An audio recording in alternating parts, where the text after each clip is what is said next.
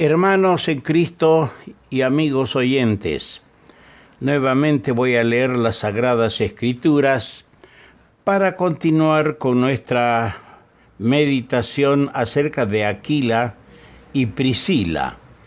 Vamos a leer Romanos, el capítulo 16, el versículo 3. Saludad a Priscila y a Aquila, mis colaboradores en Cristo Jesús. Volvemos otra vez a 1 Corintios, capítulo 16, el versículo 19. Las iglesias de Asia os saludan. Aquila y Priscila, con la iglesia en su casa, os saludan mucho en el Señor. Y también 2 Timoteo, el capítulo 4, el versículo 19. Saluda a Prisca y a Aquila y a la casa de Onesíforo.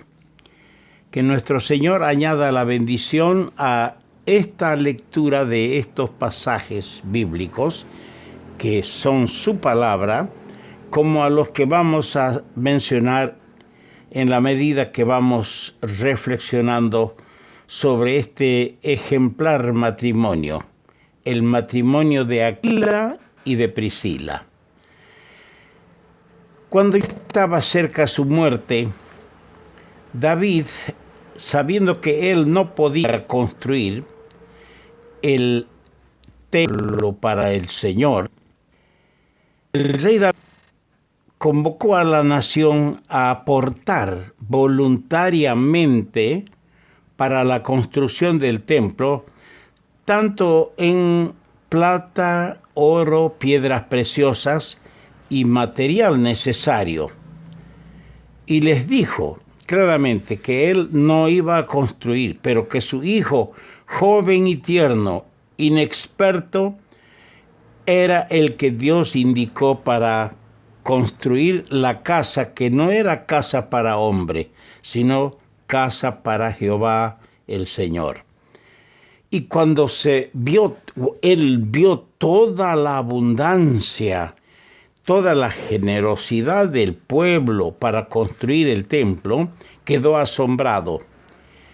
Y en el último capítulo de 1 Crónicas 29, él dijo esto en su oración, porque terminó. Cuando vio toda la abundancia que el pueblo dio, él terminó con una oración, alabando y agradeciendo a Dios. Y dijo estas palabras: todo es tuyo, y de lo recibido de tu mano te damos. ¿Qué comprensión, a qué dimensión de conocimiento espiritual llegó el rey David? Un hombre que quiso, a pesar de sus defectos, vivir cerca de su Dios y mostró un corazón manso y humilde. Todo es tuyo. Y al ver la abundancia que el pueblo dio, dijo: de lo recibido de tu mano te damos. Esto es lo que tenemos nosotros que entender, queridos hermanos. Todo lo que tenemos, tienes dinero, tienes casas, tienes posibilidades económicas, el Señor te lo ha dado para que lo administres. Todo es del Señor. Lo que le des al Señor es anotado y apuntado en el libro de Dios. El día que mueras, el día que yo muera, no voy a llevar nada. Si Dios me dio a mí una camioneta, me muero, no la puedo llevar. No puedo llevar la casa que Dios me ha dado. Pero sabes, hermano, podemos usar eso que Dios nos ha dado para honrar al Señor, para mostrar con nuestras acciones que hemos llegado a comprender que todo es de Dios. Y si algo hacemos o si algo le damos, es de lo que hemos recibido de su generosa mano, la generosa mano de Dios. Por eso he traído yo a colación este verso, pues todo es tuyo, y de lo recibido de tu mano te damos. Que cada vez que metes la mano al bolsillo para dar una ofrenda, lo hagas en ese entendido. Todo lo que tienes, Dios te ha dado. Y si le vas a dar algo, es de lo que Él te dio. Le estás dando al Señor. Le estás reconociendo. Aquila y Priscila, incluyendo Timoteo, ese texto al último que leímos, en capítulo 4, verso 19 de 2 Timoteo, entendemos que este matrimonio se menciona 6 veces en el Nuevo Testamento. 2 veces Aquila es nombrado primero. Si usted lo revisa en su Biblia, va a encontrar que 2 veces Aquila es nombrado primero y 4 veces Priscila, la esposa, es nombrada antes que él. Personalmente deduzco de esto que Priscila era espiritualmente superior a su marido. ¿Por qué le ha placido al Espíritu Santo colocarla a ella por delante como un ejemplo? Ella era espiritualmente más avanzada, más crecida que su marido. El primer matrimonio que se menciona en el libro de los Hechos fracasó. Ustedes estarán acordando en Hechos capítulo 5, los versículos 1 al 11. Se trata de Ananías y Zafira, su esposa. Este matrimonio fracasó miserablemente. Mientras que Ananías, que fracasó con su esposa, solamente quisieron dar algo al Señor. Mientras ellos daban algo, Aquila y Priscila dieron todo al Señor. La primera pareja, Ananías y Zafira, perdieron todo menos la salvación. Recuerde esto. El creyente no pierde la salvación. Ananías y Zafira perdieron todo menos la salvación. La segunda pareja, Aquila y Priscila, experimentó una cosa preciosa. Experimentó que la piedad para todo aprovecha. Hermano mío, la piedad para todo aprovecha. Que tu corazón no se incline tras los valores materiales. Que los valores materiales no estén por encima de los valores espirituales. Jamás. Otra cosa que llama la atención es que, hablando de este matrimonio de Aquila y Priscila, es su casa. En la casa de este matrimonio había, es decir, se reunía una iglesia. Así leemos en el versículo 5 de Romanos 16. Cuando Pablo manda los saludos, dice, saludad también a la iglesia de su casa. Está hablando de la casa de Ananías, de Aquila y Zafira. Saludad a la iglesia de su casa. Así dice el apóstol Pablo. Hay otros casos. Es bueno que recordemos esto. No es el único caso. Uno lee Colosenses el capítulo 4. A ver, busquemos.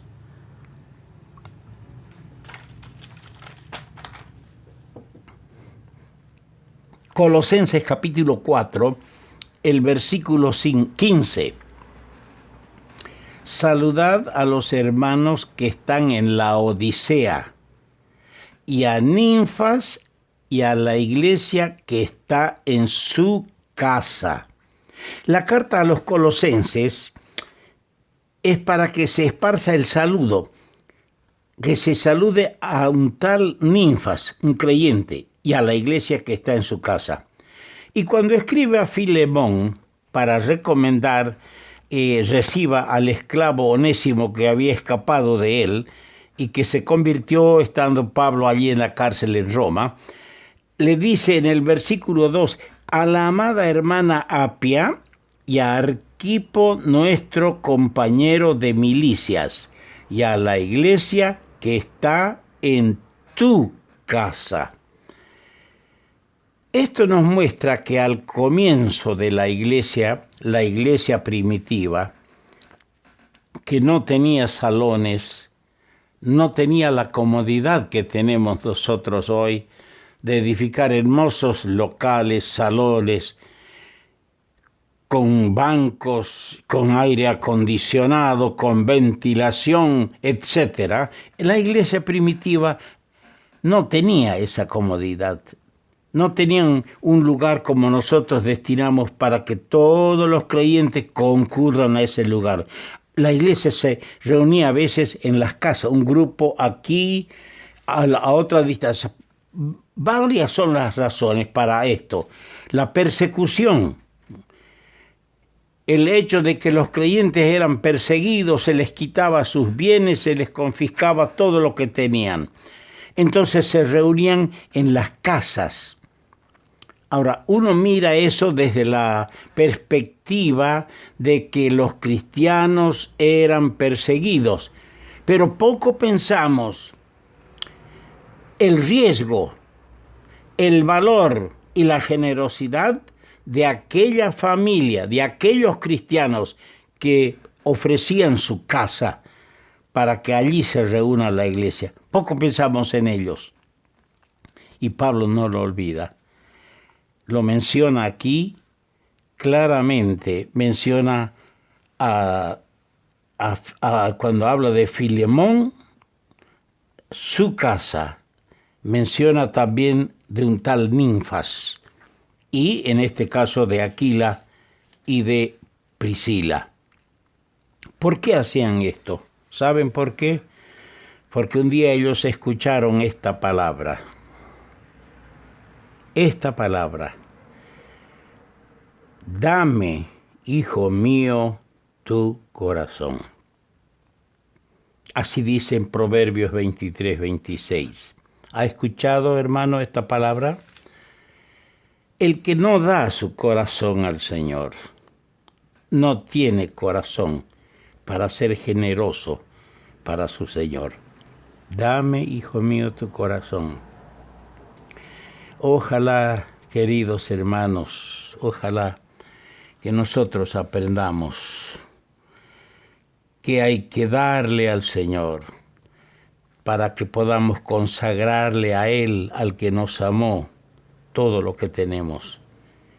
Porque cuando el Señor tiene el corazón, tendrá todo lo que es nuestro. Cuando el Señor Jesús anduvo en el mundo, hubo quien tenía para el Señor algo. Por ejemplo, uno ve lo que dice en Lucas, el capítulo 22, el versículo 11. Decida al padre de familia de esa casa, el maestro te dice, ¿dónde está el aposento donde he de comer la Pascua con mis discípulos? En su caminar, en su andar en este mundo, aquel que no tuvo dónde reclinar su cabeza, aquel que siendo rico se hizo pobre por amor a nosotros, halló corazones generosos. Había corazones que se habían rendido al Señor. El Señor halló un aposento preparado cuando tenía Él que celebrar la última Pascua con los suyos. Y más que eso, esa misma noche, en aquel aposento que fue prestado, que fue ya preparado para el Señor, para que Él y los suyos se reúnan, el Señor iba a instituir la cena del Señor que nosotros hoy celebramos. ¿Por qué? Porque hubo uno de sus seguidores, un creyente en Cristo, que le había dado su corazón y consagró lo que tenía. Preparó para el Señor lo mejor. Bueno es recordarlo esto. Por otro lado, cuando el Señor tenía que cumplir la profecía de Zacarías capítulo 9, versículo 9, he aquí tu rey viene a ti, santo, montando un pollino hijo de asna. Él no tenía el asno. Y nosotros leemos que el Señor ordenó a los suyos que vayan al frente y busquen, y van a ver en una casa un asnito, un pollino atado. Y leemos en Lucas capítulo 19, los versos 33 y 34, y cuando desataban el pollino, sus dueños les dijeron, ¿por qué estáis desatando el pollino? Ellos dijeron, porque el Señor lo necesita. Ah, dijeron, es para el Señor, llévenlo. Qué lindo. El Señor encontró corazones consagrados y generosos. Si Aquila y Priscila ofrecieron su casa, si Ninfas, Filemón también ofrecieron sus casas, Aquila lo hizo, hubo quienes ofrecieron también su casa para que el Señor celebre la Pascua. Hubo quien entregó el asno para que el Señor cumpla la profecía de Zacarías capítulo 9, el versículo 9. Un día necesitaba estar en un lugar visible para predicar, para hablar. ¿Y qué leemos en Mateo 13? Versículo 1 y 2. Aquel día salió Jesús de la casa y se sentó junto al mar, y se le juntó mucha gente. Entonces, entrando él en la barca, se sentó, y toda la gente estaba en la playa para escuchar la palabra de Dios. El Señor le ofrecieron una barca. ¿Cuántos de nosotros tenemos vehículos? Una vez le pedí a un hermano que tenía un jeep y una camioneta. Le digo, hermano, ¿podría prestar? Mire, se arruinó la camionetita. Teníamos una camioneta bastante avanzada en años. Y se nos arruinó y le digo, ¿podría prestarnos para ir 8 kilómetros? Hoy es el día de la reunión y allá no hay quien atienda. No, dice, sabe que yo tengo que ocupar el uno y el otro no anda muy bien. Qué lindo es cuando hay la predisposición y dice, sí, aquí está, llévelo, úselo para el Señor. Ojalá el Señor nos ayude a hacerlo, hermanos queridos. Otro día la multitud se juntó, no tenían qué comer, y apareció un niño, un jovencito, con 5 panes y 2 pececillos. Y Andrés dijo, aquí está un muchacho que tiene 5 panes de cebada y 2 pececillos. Él pensó, ¿más qué es esto para tantos? Estaban poniendo una pequeña cantidad en las manos del que multiplicó para que coman más de 5,000 personas. Oh, el Señor puede bendecir, hermano, todo lo que le pongas a su disposición. Un día una mujer se presentó con perfume carísimo y le ungió al Señor. Otro día el Señor tenía que pasar y no tenía dónde llegar, pero ¿qué pasa? Una mujer, dice, aconteció que yendo de camino entró en una aldea y una mujer llamada Marta, Lucas 10:38. Una mujer llamada Marta le recibió en su casa. Bendita Marta, benditas familias que consagran las bendiciones materiales que Dios les ha dado y lo utilizan, se lo entregan al Señor y le dicen, Señor, tú me has dado esto, aquí está, quiero ponerlo en tus manos para usarlo para la expansión del Evangelio, para honrar tu nombre. Un día el Señor es ejecutado en el madero.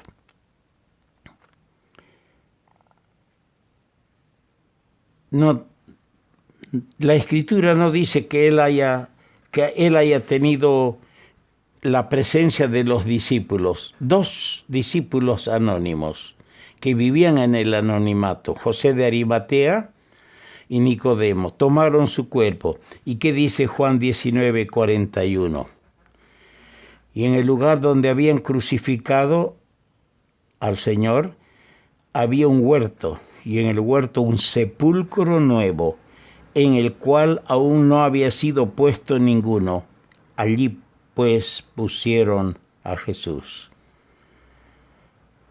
Alguien tenía un sepulcro para prestárselo al Señor. Era prestado.